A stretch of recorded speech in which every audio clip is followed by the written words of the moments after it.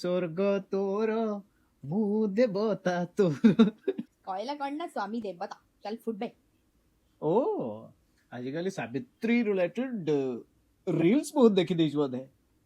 ହଁ ଯୋଉ ଇନଷ୍ଟାଗ୍ରାମ ରେ ଭାଇରାଲ ଭିଡିଓ ସବୁ ଚାଲିଛି ଯୋଉଥିରେ କହୁଛନ୍ତି ନା ସ୍ୱାମୀକୁ 364 ଦିନ ଖରାପ ବ୍ୟବହାର କରିକି ସାବିତ୍ରୀ ଦିନ ପୂଜା କରୁଛନ୍ତି, ସେଇ ରିଲ କଥା କହୁଛୁ? ୱେଟ୍ ଏ ମିନିଟ୍, 364 ଦିନ କିଏ ନିର୍ଯାତିତ ହଉଛି? ସ୍ୱାମୀ ମାନେ।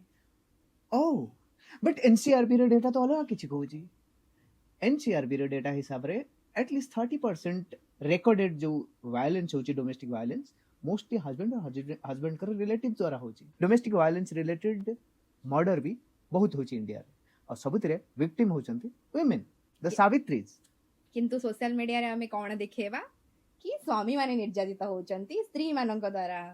आउ एबे समस्ते इंस्टाग्राम ट्रेंड देखुथिबे जोथरे पोस्ट करूचंती पूरा aesthetics sari Sindoor jewellery and all of that. मु जनक सहित रिसेंटली कथा होतली से कहले हां एबे तो सावित्री रे किछि इनइक्वालिटी नाही कोन एटा स्वामी पई के करना समस्त निज पई करूचंती सुंदर देखा जीवाको।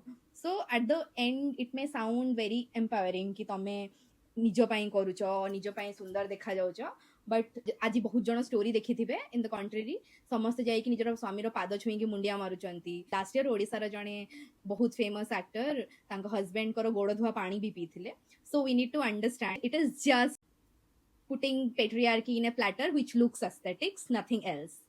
And what about equality? Equality kebe thila? What?